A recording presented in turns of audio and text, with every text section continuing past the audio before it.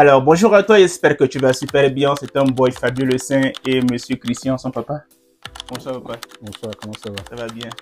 Vous savez, l'Amérique, quand tu vois l'Amérique depuis le pays, l'Amérique sur place, c'est pas pareil. Du coup, on est un peu ici pour faire un peu la mise à jour. Papa va nous raconter un peu son parcours, ce qu'il a vu, ce qu'il a expérimenté. Et si vous aimez ce genre de vidéo, n'hésitez pas à liker, commenter, partager. Et mettez d'autres sujets ou bien les questions que vous voulez que papa réponde. Et ensemble, on fera des vidéos pour vous en parler. Alors, papa, ça fait déjà 2 mois que tu es aux États-Unis. Parle-nous un peu comment avance son intégration. Quelles sont les nouvelles? Merci beaucoup. Et pour commencer, je tiens à faire un coucou spécial à tous les Togolais de la diaspora et mes frères togolais. Parce que demain, c'est un grand jour pour nous, pour notre pays. Yep. Demain, c'est notre indépendance. Indépendance, yeah. Voilà. Donc, alors, bonne fête à vous. Je suis de cœur, bien sûr que je ne suis pas au pays, mais je suis de cœur avec vous. Voilà.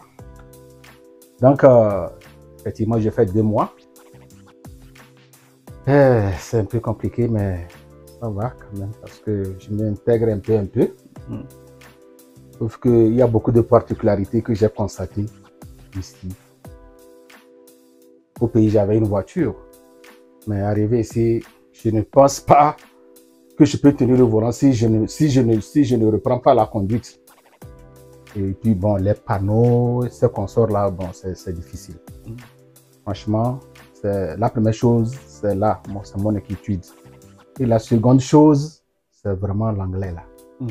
La langue vraiment, c'est un peu compliqué. Et qu'est-ce qui rend l'anglais compliqué? Est-ce que c'est le parler? Est-ce que c'est l'écoute? C'est quoi? À quel niveau se situe la difficulté? Il y a plusieurs paramètres. Dans un premier temps, ils vont très vite. Ils parlent très rapidement. Et dans un second temps, ils n'ouvrent pas la bouche. C'est-à-dire que tu n'arrives pas à bien comprendre les mots. Bon, par rapport à ce que nous avons appris au pays, il y a une nette différence. Une nette différence. Une très nette différence. Et puis pour aller au côté humain, ils sont humains quand même. Ils sont très gentils. Ils sont bien. C'est-à-dire quand ils te voient, ils te saluent très bien. Mais seulement ce qui m'a touché aussi, la Pâque. Qu'on s'en aille bien au pays. Ici, vraiment, j'ai cru voir quelque chose de spécial, mais le jour-là, je ne sais pas. Je me demande, je ne sais même pas s'il y avait une fête. Je n'ai rien senti, je n'ai rien vu de spécial. Sauf le manger, tout y est. Mais quand on parle quelque chose à deux, c'est encore plus intéressant. Toi-même, tu as tout, ça n'a pas de sens. Non, ça aussi, ça c'est le côté qui ne m'a pas plu des États-Unis. Yeah. Malheureusement, c'est ici aux États-Unis. Souvent, quand tu as fait l'Afrique, que tu viens aux États-Unis, on se rend compte que la vie, généralement, on aime dire que la vie c'est en Afrique parce que oui, Nouvel An, Pâques, Noël, toutes les fêtes ici, les seules fêtes où tu verras les Américains vraiment ensemble, c'est Thanksgiving. Ce qu'on appelle souvent la fête des moissons, je pense, chez nous. Et la Noël. C'est les 2 fêtes, en tout cas, depuis que moi je suis aux États-Unis, où j'ai vu les Américains venir en famille, s'asseoir, partager un truc. Pour tout le reste, on ne dirait même pas qu'il y a la fête. Et c'est dans leur culture, c'est dans leurs habitudes. C'est que c'est différent, mais c'est malheureusement c'est la triste réalité. C'est pas une bonne chose. C'est pas une bonne chose. Parce que chez nous, franchement, la fête au pays, c'est spécial. Bon, je n'ai pas fait les autres pays, mais par rapport à mon pays, c'est exceptionnel. C'est exceptionnel. On coule les choses, il y a un budget. On ne voit personne. Le jour J, on ne voit personne. D'ailleurs, ici, mais tu ne vois même pas, à part les véhicules que tu passes seulement, sur les véhicules seulement que tu vas passer. Tu ne vois même pas les gens. Pour croiser les gens, il faut aller dans les stores ou même dans les restaurants.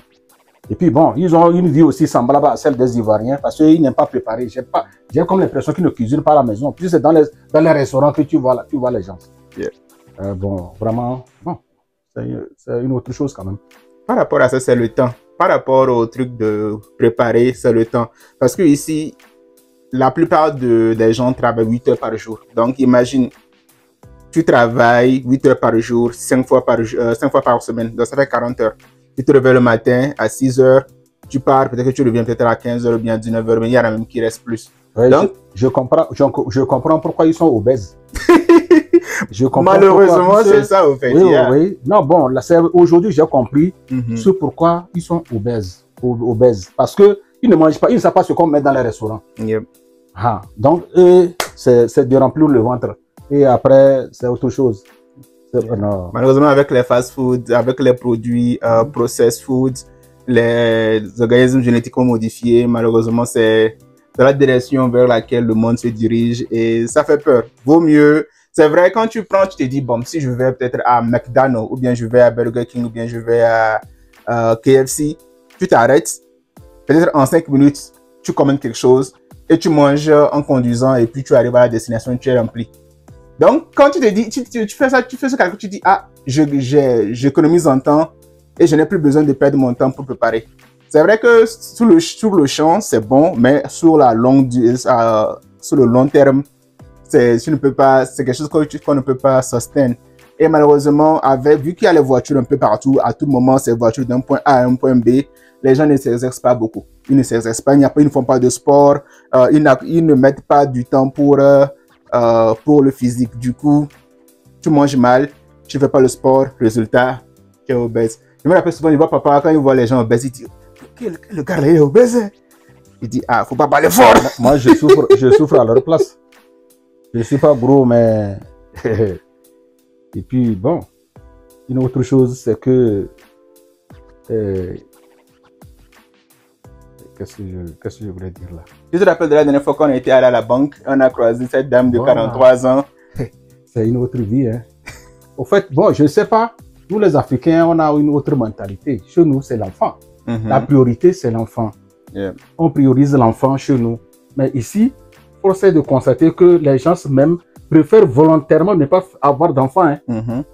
La fois passée, on va à la banque, je vois, c'est une noire américaine. Dans un premier temps, elle est gargantuare. Hein. Je dis, hé, c'est qui ça? Eh bien, mais seulement, elle est très accueillante. Elle nous a accueillis, elle a commencé par nous poser des questions, c'est-à-dire par rapport à l'Afrique. Je dis, non, mais eux, selon eux, ils trouvent que nous sommes tellement, c'est-à-dire, je ne sais pas comment... Nous sommes en arrière. Nous sommes vraiment des animaux. Il n'y a rien, on n'a rien de... Le jour là, j'avais un peu les yeux un peu rouges, hein, j'étais obligé de dire non, mais je dis, mais écoutez, nous sommes très bien chez nous, hein. Nous sommes très bien. C'est vous qui faites vos calculs là. Je ne sais pas sur quelle base vous faites vos calculs. Vous dites que nous vivons au seuil de combien de dollars là. Chez nous, non, nous sommes heureux. Je lui ai fait comprendre que, bon, je lui donne un petit exemple. Nous avons nos rations à nous. Personne ne dort affamé. Yep. Au moins le minimum, on a le minimum. Quand on est malade là, on va à l'hôpital. Personne n'est quand même, bon, certes, il y a certains qui meurent à défaut de soins, mais quand même. Mais, je ne sais pas quoi, ils ont une autre appréhension sur nous quoi. Or, nous autres, nous sommes une chose. Moi, je lui ai fait comprendre que non. Pourquoi qu'elle pense comme ça? C'est la désinformation. Celle-là, elle me fait comprendre que... Je l'ai posé la question, elle n'a pas d'enfant. Elle dit non, qu'elle n'a pas d'enfant. Je dis, oh. Elle me dit qu'elle a 43 ans, mais elle n'a pas d'enfant. Elle me dit bien qu'elle est mariée à quelqu'un qui a déjà des enfants, mais elle ne veut pas en faire. Je dis, ok, comme elle ne veut pas en faire, moi, je vais la passer au moins un. Parce que j'en ai 5. Je vais la passer un. Il dit, non, qu'elle ne veut pas. Je dis, mais toi, tu fonctionnes. Tu as un boulot. Aujourd'hui, tu es bien assise. Que feras-tu de ton héritage? Elle a ses frères et ses sœurs. Tu travailles pour tes frères et ses sœurs et tes sœurs? Quand même. Vous voyez combien chez nous, c'est autre chose. Mais bon, en tout cas, moi, j'ai choisi notre vie. Hein. J'ai choisi notre vie parce que ce qu'elle a dit là, ça n'a pas de sens. Pour toi, ça n'a pas de sens. Ça n'a pas mais de pour sens. elle, ça fait du sens. Je l'ai même invité. Je dis, si elle est dispo là, elle n'a qu'à venir. Je vais l'amener dans mon pays pour qu'elle apprécie. Je suis sûr que si elle arrive dans mon pays, je ne suis pas sûr qu'elle va vouloir retourner chez elle. Voilà. Ah là, non, c'est pas moi, c'est pas le français, elle parle. Hein. Je parle et mon fils l'interprète. Elle était très enthousiasmée de notre causerie. Et elle-même, elle me dit, non, si je suis libre de passer, je dis, je vais passer, on va discuter, on va parler quoi, les cabières. Good morning. Good morning. Or, chez nous, on nous a appris good morning. Et c'est là où on dit good morning. Yeah. Ils avalent les mots, de sorte que tu n'arrives pas à comprendre. Vous voyez? C'est un autre monde ici. Hein. Yeah, malheureusement, c'est la triste réalité. Au fait, la raison pour laquelle beaucoup d'Américains ne sont plus intéressés à avoir des enfants, c'est un peu par rapport à la situation socio-économique du pays. Quand ils voient, en fait, la trajectoire vers laquelle le monde part, beaucoup se disent que le monde perd vers la perdition et que beaucoup d'enfants souffrent. Pourquoi faire venir d'autres enfants dans le monde si ceux qui sont déjà là n'ont pas de soutien, en fait? Donc, ils se disent que, bon, au lieu de chercher encore amener un enfant dans ce monde où l'économie, maintenant, les temps sont durs. Avant, par le passé, si tu faisais au moins 50 000, 60 000 dollars par an, ça va. Mais aujourd'hui, tu peux faire 100 000 dollars, mais tu as l'impression que tu arrives à joindre le debout. Donc, quand beaucoup de gens analysent la situation, ils se disent que, bon, je préfère moi-même m'enjailler, je travaille, je prends mon temps, je vais voyager, je vais profiter de mon temps. Je vais essayer peut-être d'éclaircir un peu par rapport à nos frères là. Nous qui sommes au pays là, nous pensons que ceux qui sont ici là, mes amis, celui qui a un parent ici là, si on lui donne un 5, même simple 5 francs là, il faut qu'il remercie. Parce que, sincèrement, il faut y être pour savoir ce qui se passe. Yeah. Franchement, c'est difficile. La vie est très chère. Mais ce que tu gagnes, tu vois que quand tu convertis en CFA, c'est bien.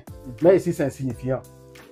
La chambre chez nous, je pense que, bon, si j'ai bonne mémoire, actuellement à Lomé, les chambres, les villas qui coûtent plus cher, peut-être c'est 50 000, 60, 70, hein. Okay. Les villas qui coûtent bien cher. Mais ici, chambre, salon, WC, douche, consort, on te dit qu'il y a à moins à 1000 et quelques dollars. Bon, 1000 et quelques dollars là, convertis ça en CFA, ça fait déjà combien? Ça fait 500, 600, 600 000.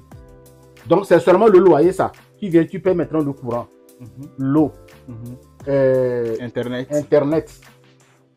Bon, ton téléphone aussi. Ton téléphone. Maintenant, le carburant, si tu as une voiture.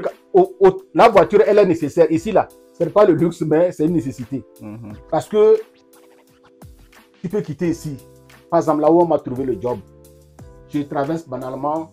On va parler du job après. On va s'asseoir, parler vraiment de la procédure que ça a pris jusqu'à ce qu'on trouve le travail.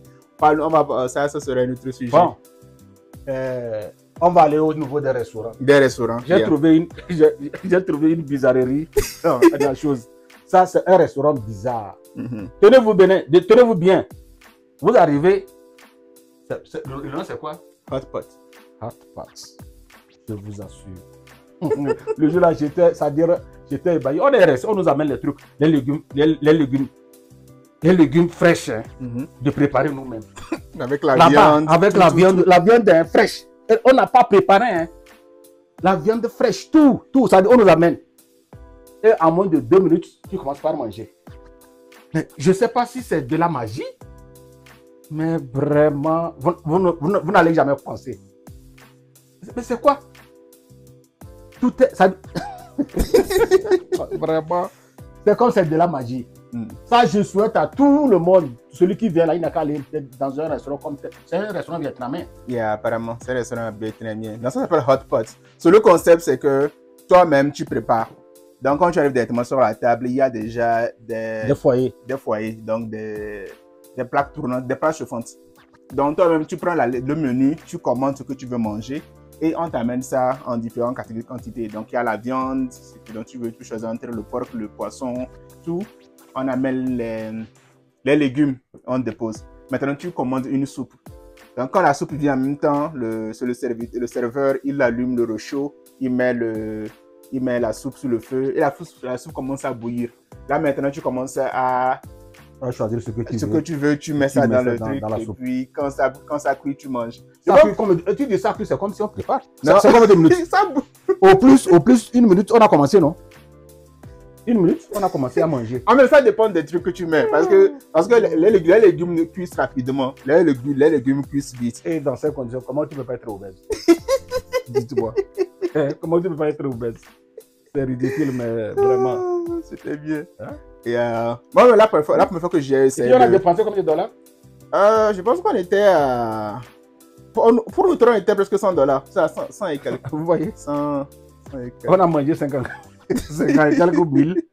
Ouais, en moins de 30 minutes. Yeah, moins de 30 minutes, 45 minutes comme ça. Oh. Yeah. Et puis tu as goûté à la pizza. Oui.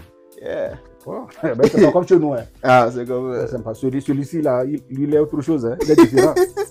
C'est comme manger au pays là, c'est pas encore ça. Hein? Et le jour là, mais c'est normal. À partir du moment où ça coûte cher, ça doit aussi, ça dirait bon, ça doit être aussi bien garni. Bien garni. Voilà. Là-bas aussi, on a aussi dépensé quelque chose, c'est comme, c'est 80 ou bien non? Non, so, le pizza c'était, vu qu'on avait acheté le pizza à Costco, je pense que c'était à $10. La pizza elle-même était à $10.